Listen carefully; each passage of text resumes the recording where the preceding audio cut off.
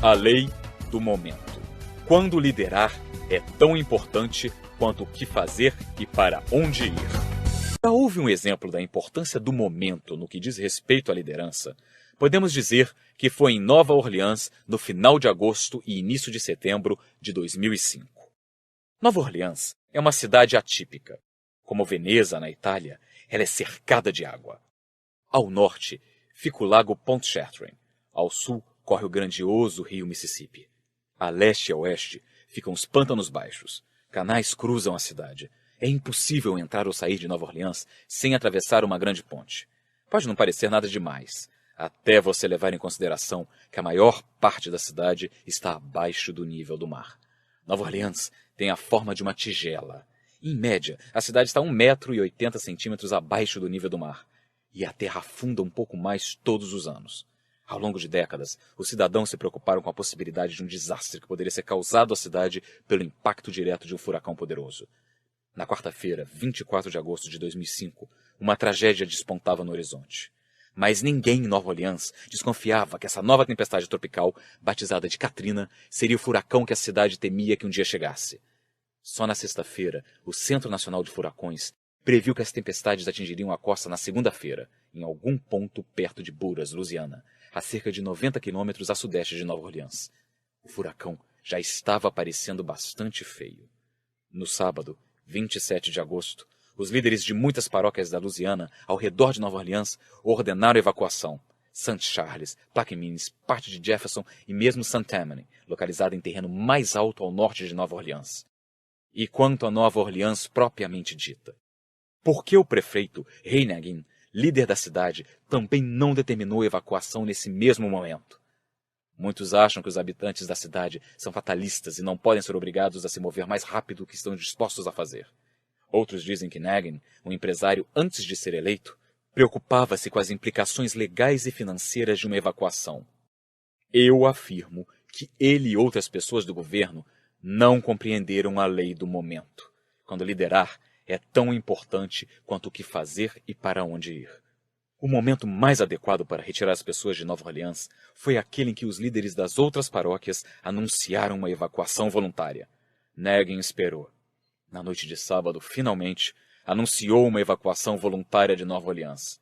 Só depois de receber o telefonema de Max Melfield, diretor do Centro Nacional de Furacões, na noite de sábado, o prefeito ficou suficientemente assustado e preocupado para agir. Mas era um pouco tarde demais. Às 9 horas da manhã seguinte, o prefeito finalmente ordenou a evacuação obrigatória, menos de 24 horas antes de o furacão chegar à terra. Era tarde demais para muitos cidadãos de Nova Orleans. E como ele planejava ajudar aquelas pessoas que não conseguiriam sair da cidade em tão pouco tempo? Ele os aconselhou a ir como pudessem para o estádio Superdome, a última opção de abrigo da cidade. Mas não criou provisões para essas pessoas. Em uma entrevista coletiva, Nagin deu o seguinte conselho. Se não conseguirem deixar a cidade e tiverem de ir para o estádio Superdome, levem comida suficiente, alimentos não perecíveis que os sustentem, pelo menos de 3 a 5 dias, levem cobertores e travesseiros, não levem armas, álcool nem drogas. Sabem, é como o governador afirmou, é como se vocês fossem para um acampamento. Se não têm ideia de como é, apenas levem o suficiente para que consigam dormir e ficar confortáveis. Não é o melhor dos ambientes, mas pelo menos estarão seguros. O resultado da liderança de Nagin foi visto na cobertura nacional do Katrina e em suas consequências. A água inundou partes da cidade às 9 horas da manhã de segunda-feira. As condições para as pessoas no estádio Superdome eram terríveis. Outras pessoas que não conseguiram deixar a cidade se reuniram no centro de convenções. Muitos cidadãos refugiaram-se nos telhados das casas. Como o prefeito reagiu? Queixou-se à mídia nas entrevistas coletivas. Se alguém fosse assumir a liderança, não seria na esfera municipal. A maioria das pessoas começou a esperar a liderança do governo federal, mas eles também violaram a lei do momento. Apenas na quarta-feira, 31 de agosto, o diretor de Segurança Interna, Michael Chertoff, fez um memorando declarando Katrina um incidente de relevância nacional. Uma declaração fundamental e necessária para produzir uma coordenação federal ágil. O presidente Bush Só se reuniu com o gabinete no dia seguinte para determinar como colocar em funcionamento a força-tarefa da Casa Branca em resposta ao furacão Katrina. Enquanto isso, as pessoas presas em Nova Orleans esperavam por ajuda. Na quinta-feira, 1º de setembro, a Cruz Vermelha pediu permissão para levar água, alimento e suprimentos para as pessoas presas na cidade. Mas o pedido foi negado pelo Departamento de Segurança Interna da Louisiana. Pediram que eles esperassem mais um dia. Finalmente, no domingo 4 de setembro, 6 dias depois da inundação da Nova Orleans, concluiu-se a evacuação do estádio Superdome. O modo de lidar com Katrina mostra a função da liderança em seu pior momento. Foi um trabalho mal feito em todas as esferas. Até mesmo o abrigo de animais local se saiu melhor que o prefeito. 2 dias antes da chegada do Katrina, ele evacuou centenas de animais para Houston, no Texas. No final, mais de 1.836 pessoas morreram por causa do furacão. 1.577 delas eram da Louisiana. 80% das mortes na Louisiana ocorreram nas paróquias de Orleans e Saint Bernard, com a esmagadora maioria ocorrendo em Nova Orleans. Se os líderes tivessem dado mais atenção não apenas ao que faziam, mas também a quando faziam, muito mais vidas poderiam ter sido salvas. O momento é tudo. Bons líderes reconhecem o momento em que liderar é tão importante quanto o que fazer e para onde ir. O momento, muitas vezes, faz a diferença entre o sucesso e o fracasso em uma empreitada. Sempre que um líder faz um movimento, só pode haver 4 resultados. Primeiro resultado: a ação errada no momento errado leva ao desastre.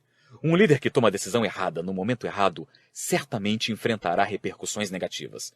Com certeza, esse foi o caso em Nova Orleans com a aproximação do Katrina. A liderança ruim do prefeito deflagrou uma série de ações erradas no momento errado. Ele esperou até ser tarde demais para determinar uma evacuação obrigatória. Enviou faxes para igrejas locais, esperando que elas ajudassem a evacuar as pessoas. Mas no momento em que fez isso, as pessoas que receberiam esses pedidos já tinham partido há muito tempo. Ele escolheu um péssimo local como abrigo de emergência, não o equipou adequadamente e não conseguiu garantir transporte para que as pessoas chegassem lá. Uma ação errada após a outra levaram ao desastre. Obviamente, os riscos envolvidos em todas as decisões de liderança não são tão grandes quanto no caso de Negan. Mas toda situação de liderança exige que os líderes obedeçam à lei do momento. Se você lidera um departamento ou uma pequena equipe e dá o passo errado no momento errado, seu pessoal sofrerá, assim como sua liderança. Segundo resultado: a ação certa no momento errado produz resistência. No que diz respeito à boa liderança, ter uma visão do rumo da organização ou da equipe e saber como chegar lá não é o bastante. Se você fizer a ação certa, mas no momento errado, pode fracassar, porque as pessoas que você lidera podem se tornar resistentes à sua ação. O bom momento de liderança demanda muitas coisas. Demanda compreensão, pois os líderes precisam ter pleno controle da situação. Demanda maturidade, pois se os motivos dos líderes não são os certos, o momento não será oportuno. Demanda confiança, pois as pessoas seguem líderes que sabem o que precisa ser feito. Demanda decisão, pois líderes fracos criam seguidores fracos. Demanda experiência, pois se os líderes são inexperientes, precisam da sabedoria de quem tem experiência. Demanda intuição, pois o momento muitas vezes depende de fatores intangíveis como impulso e moral. Demanda preparação, pois se as condições não são boas, os líderes precisam criar essas condições. Já tive minha cota de falhas na área do momento. Minha tentativa de implantar um programa de grupo na Skyline, minha igreja em San Diego, foi uma das maiores falhas nessa área. Era a coisa certa a fazer na igreja, mas fracassou inteiramente. Por quê? Porque o momento era errado. Tentamos fazer isso no início da década de 80, e não havia muitos líderes com experiência nessa área. Portanto, agimos de forma intuitiva. Mas a igreja também não estava preparada para isso. Não compreendemos que o sucesso ou fracasso do lançamento de um pequeno grupo dependia de quantos líderes tinham sido formados para apoiá-lo. Durante alguns anos, tentamos fazer funcionar o sistema que tínhamos implantado, mas no final ele fracassou. Apenas 6 anos depois, conseguimos fazê-lo funcionar, após encerrarmos o sistema original, treinarmos líderes e recomeçarmos. Na segunda vez, ele fez muito sucesso. Vamos ao terceiro resultado? A ação errada do líder no momento certo é um erro. As pessoas naturalmente empreendedoras muitas vezes têm forte noção de momento. Intuitivamente, elas sabem qual o momento para dar um passo, para aproveitar uma oportunidade. Algumas vezes, cometem erros em seus atos nesses momentos fundamentais. Meu irmão Larry, um excelente empresário, treinou-me nessa área. Larry diz que o maior erro cometido por empreendedores e outras pessoas nos negócios é não saber quando cortar as perdas ou quando aumentar o investimento para maximizar os ganhos. Os erros são frutos de dar o passo errado no momento certo. Também tenho experiência nesse campo. Como sou conhecido basicamente como comunicador, durante anos as pessoas tentaram me convencer a ter um programa de rádio. Resisti à ideia durante muito tempo. No entanto, em meados da década de 90, percebi que havia necessidade de um programa orientado para o crescimento destinado a pessoas de fé. Decidimos então criar um programa chamado Growing Today, Crescer Hoje. O problema era o formato, pois a maioria dos programas desse tipo são sustentados por doações, e eu acredito na economia do livre mercado. Queria que o programa se financiasse vendendo produtos, como qualquer outro programa comercial. Mas foi um grande erro. O programa nunca se pagou. Era o momento certo, mas a ideia errada. A lei do momento manifestara-se novamente. Quarto resultado. A ação certa, no momento certo, leva ao sucesso. Quando o líder certo e o momento certo se juntam, coisas incríveis acontecem. Uma organização atinge seus objetivos, amadurece, tem recompensas inacreditáveis e ganha impulso. O sucesso é quase inevitável. Se você estudar a história de quase todas as organizações, descobrirá um momento fundamental em que o líder fez a coisa certa no momento certo e transformou a organização. Winston Churchill, cuja grandeza em liderança dependeu da lei do momento, descreveu o impacto que os líderes podem ter e a satisfação que podem experimentar quando fazem a coisa certa no momento certo. Há um momento especial na vida de todo mundo. O momento para o qual aquela pessoa nasceu. Quando ela aproveita essa oportunidade especial, cumpre sua missão, uma missão para a qual foi particularmente qualificada. Naquele momento, ela encontra a grandeza. É seu melhor momento. Todo líder deseja experimentar esse momento. Quando os riscos são altos, as consequências da lei do momento são dramáticas e imediatas. Isso é especialmente verdadeiro na guerra. Em qualquer grande batalha, fica clara a importância fundamental da noção de momento. A Batalha de Gettysburg, durante a Guerra Civil Americana, é um ótimo exemplo. Quando o general confederado Robert Lee levou o exército da Virgínia do Norte para a Pensilvânia, no final de junho de 1863, ele tinha 3 objetivos: expulsar o exército da União da Virgínia, suprir suas tropas usando os recursos da Pensilvânia e levar a luta para o coração do território inimigo, obrigando desse modo o exército da União a uma ação apressada e indesejada. Era o 3º ano de guerra, e tanto a União quanto a Confederação estavam ficando cansadas do conflito. Lee esperava que sua ação levasse ao fim do conflito. Vários dias antes da batalha, comentou com o general Trumbull: Nosso exército está com moral elevado. Não está exausto e pode ser reunido em qualquer lugar em aproximadamente 24 horas. Ainda não ouvi dizer que o inimigo cruzou o Potomac e espero notícias do general Stuart. Quando ele souber onde estamos, fará marchas forçadas. Quando chegar à Pensilvânia, estará abatido pela fome e pela marcha forçada, disposto em uma longa fila e bastante desmoralizado. Lançarei uma força esmagadora contra a vanguarda e a esmagarei. Valer-me-ei do sucesso. Lançarei um corpo sobre o outro e com sucessivas investidas de surpresa. Antes que eles possam se reunir, criarei o pânico e praticamente destruirei o exército. Lee tentava aproveitar a oportunidade de uma vitória esmagadora. Ele não soube até a manhã de 1º de julho que a União já se deslocara para o norte. Naquele momento, algumas de suas forças já enfrentavam tropas confederadas na estrada de Chambersburg, a oeste de Gettysburg. Aquele movimento prejudicou a estratégia de Lee e arruinou seu momento. O primeiro instinto de Lee foi parar e esperar que seu exército reunisse todas as suas forças antes de se envolver em uma grande batalha. Mas sempre consciente da importância do momento, ele percebeu quando suas tropas conseguiram uma vantagem repentina. Olhando de uma ponte próxima, Lee viu as tropas federais sendo destruídas e batendo em retirada. ainda havia a possibilidade de uma ação que pudesse levar à vitória. As forças confederadas podiam atacar e tomar o ponto elevado de Cemetery Hill, defendido apenas por alguns reservistas da infantaria e artilharia da União. Lee achava que se eles conseguissem capturar e controlar aquela posição, controlariam toda a região. Seria a chave para a vitória confederada e, possivelmente, representaria o fim da guerra. Quem estava em posição para tomar o monte era o general confederado R.S. Ewell. Ainda era cedo, e se Ewell avançasse, poderia tomá-lo. Mas em vez de aproveitar sua vantagem no momento certo e enfrentar o inimigo, ele simplesmente observou. Desperdiçou a oportunidade e os confederados não tomaram Cemetery Hill.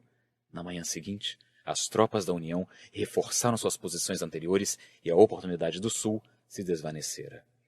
Os exércitos do Norte e do Sul combateram mais 2 dias, mas, no fim, as forças de Lee foram derrotadas e cerca de 33 mil de seus 76.300 homens foram mortos ou feridos. Só restava a eles bater em retirada e retornar à Virgínia. Após a derrota do Sul, Lee esperava que as forças da União, sob a liderança do general Meade, contra-atacassem de imediato e destruíssem inteiramente seu exército abalado. Essa também era a expectativa de Abraham Lincoln após receber a notícia da vitória da União em Gettysburg. Ansioso para se valer ao máximo da lei do momento, Lincoln enviou de Washington um comunicado a Meade por intermédio do general Halleck no dia 7 de julho de 1863. Lincoln reconheceu que o momento era certo.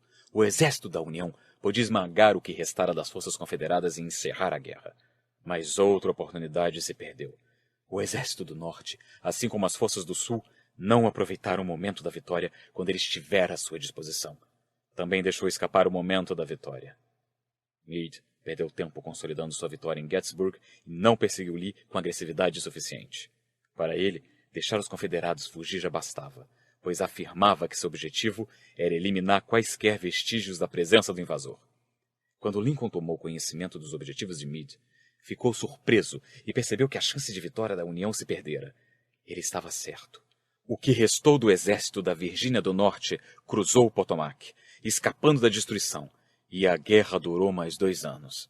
E mais centenas de milhares de soldados morreram.